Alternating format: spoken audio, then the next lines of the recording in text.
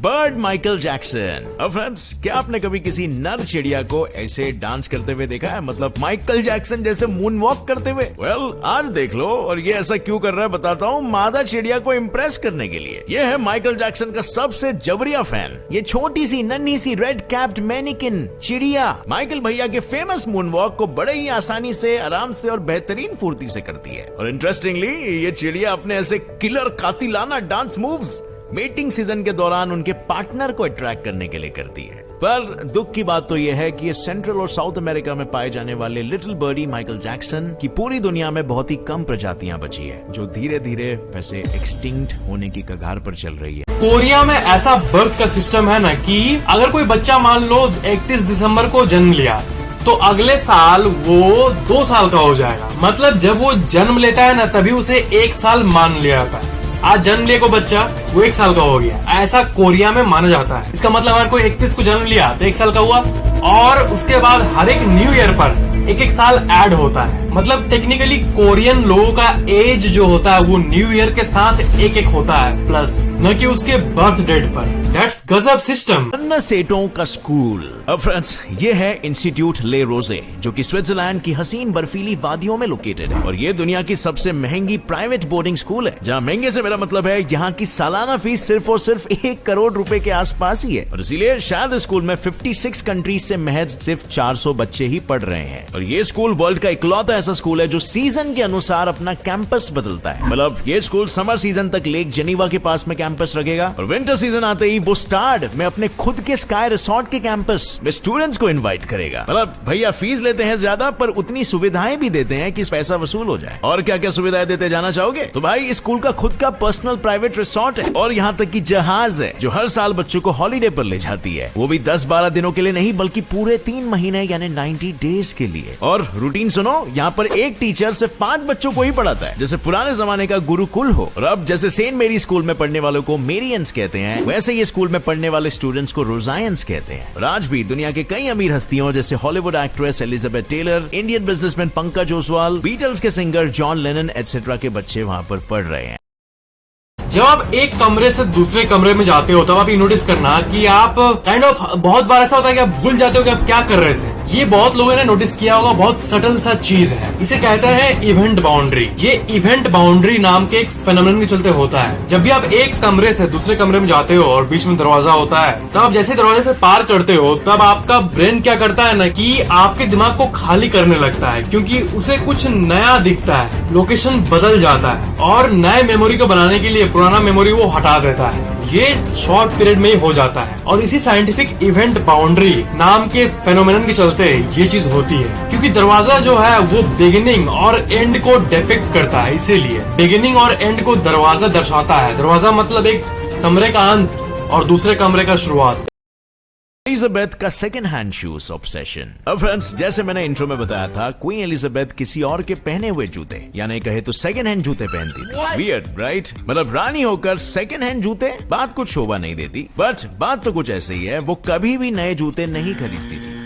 इसके पीछे का रीजन थोड़ा सा बेतुका सा है। आप सभी को पता होगा, हम जब भी नए जूते खरीदते हैं तो अक्सर हमें शू बाइट हो जाता है पहले कुछ बार उसे पहनते वक्त। और इससे बचने के लिए महारानी ने फेंके अपने पैसे और ले आई अपने पैरों के साइज वाले पैरों वाली एंजेला केली नाम की एक पर्सनल असिस्टेंट कम ड्रेसर, जो सबसे पहले क्वीन के लिए आई नए जूते को ट्राई करती थी। और जब जूते का साइज फिट हो जाता था और जूता थोड़ा सा लूज हो जाता था, तब महारानी साहिबा के रॉयल पांव में स्पर्श होते थे ये जूते। मतलब देख रहे हो, यहाँ पर तो वक्त बदल गया, जज्बात बदल गए। आपको क्या लगा था महारानी साहिबा डाउन टू अर्थ होगी? हैं? LOL, इसका फुल फॉर्म क्या होता है? मैसेज में लिखते हैं ना लोल। तो मुझे ये तो पता है कि आपको भी पता है कि लोल का फुल फॉर्म क्या होता है। इसका फुल फॉर्म होता है लाफ आउट लाउड, मतलब जोर से हंसना, लोल, है ना। लेकिन बात यह है कि इसके बहुत सारे वेरिएशंस हैं। मैंने आपको एक फैक्ट में बताया था कि लोल का full form laugh out loud तो है ही, पर लॉट्स ऑफ लव भी है। लॉट्स ऑफ लव और लॉट्स ऑफ लक। एग्जाम का पहले होता है ना, एग्जाम का पहले बोलना लोल,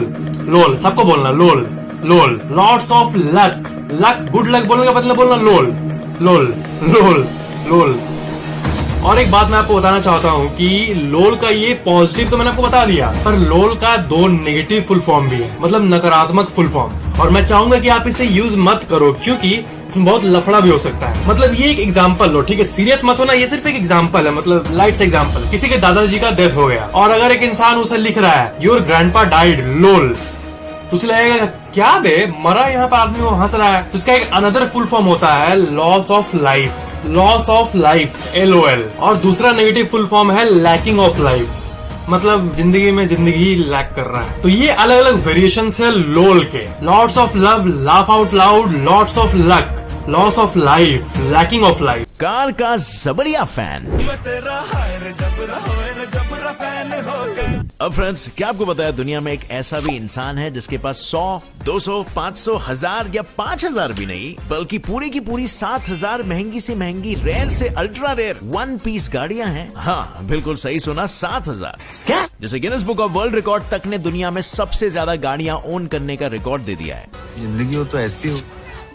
जिसकी ये सारी गाड़ियां हैं वो ब्रुनेई के प्राइम मिनिस्टर सुल्तान हसन लाल बोल्किया है, जिनकी नेटवर्थ भले ही अंबानी साहब की आधी जितनी भी ना हो, और गाड़ियों के मामले में ये दुनिया में सबके बाप है, क्योंकि इनके कार के कलेक्शन में 604 Rolls Royces, 574 Mercedes Benzes, 452 Ferraris, 382 Bentleys, 209 BMWs, 179 Jaguars, 134 Koenigseggs, 21 Lamborghinis, 11 Aston Martins and 1 SSE।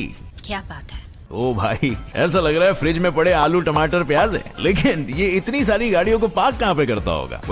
ये तो नहीं पता ये गाड़ियां कहाँ पार्क होती है, लेकिन सूत्रों के हिसाब से ये गाड़ियां 5 अल्ट्रा लग्जूरियस एरोप्लेन हैंगर्स, यानी जहाँ पर प्लेन्स पार्क होते हैं ना, वहाँ पार्क की जाती है। बट ये जगह कहाँ पर है ये किसी को भी नहीं पता, क्योंकि ये एक सीक्रेट। एडिडास और प्यूमा, इसके बारे में आप ये तो जानते ही होंगे कि ये दोनों कंपनी का जो ओनर है वो भाई थे, अपने सगे भाई। रुडोल्फ डैजलर ये प्यूमा के मालिक और एडोल्फ डैजलर ये एडिडास के मालिक। तो इन दोनों का कंपनी जो है ना, इसे राइवलरी माना जाता है, मतलब इनके बीच के लड़ाई को। तो इन दोनों कंपनी के बीच के जो लड़ाई है, कॉम्पिटिशन है, इसे रियल में बहुत सख्त माना जाता है। और अमेजिंग बात यह है कि इन दोनों का जो हेड क्वार्टर है, हेड ऑफिस, वो दोनों एक जर्मन टाउन में लोकेटेड है, जिसका नाम है हर्जोगेनार्ड। और इस शहर को द टाउन ऑफ बेंट नेक माना जाता है, मतलब लड़ाई का शहर। वहाँ के जो लोग हैं, वहाँ पर 2 टाइप के लोग हैं, वहाँ पर सिर्फ 2 टाइप के लोग हैं। एक तरह के लोग जो कि सिर्फ एडिडास के फैन हैं, और एक तरह के लोग जो कि प्यूमा के फैन। और रोड पर चलते टाइम स्ट्रेंजर से बात करने के पहले वो लोग ये देखते हैं कि कौन सा कंपनी का जूता पहना है। अगर ये प्यूमा पहना है और वो एडिडास पहना है तो उसे बात भी नहीं करेगा वो इंसान। ऐसा वहाँ पर कंपटीशन चलता है। और इसलिए जैसे कि मैंने आपको बताया, इस शहर को the town of bent next भी कहा जाता है। सिर्फ 2 जूते के कंपनी के चलते बोलो।